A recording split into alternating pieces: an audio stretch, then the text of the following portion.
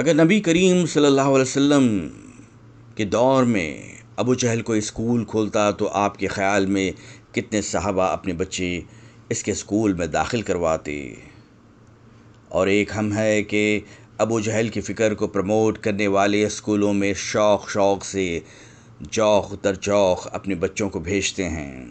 یہ عام غلط فہمی ہے کہ بدر کے قیدی کفار سے رسول اللہ صلی اللہ علیہ وسلم نے بچوں کی تعلیم کا فدیہ لیا۔ انہوں نے علم نہیں دیا تھا، محض پڑھنا لکھنا سکھایا تھا۔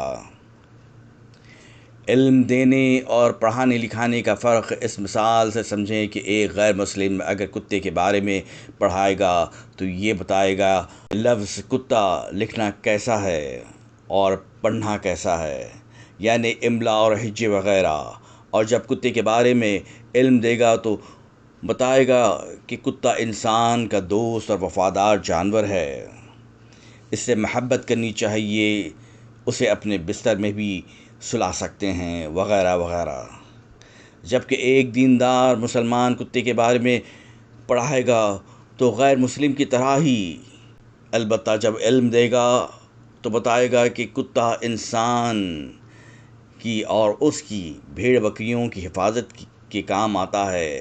شکار بھی کر سکتا ہے، لیکن یہ ناپاک جانور ہے، اسے گھر کے اندر رکھنے سے رحمت کے فرشتے نہیں آتے، اور اگر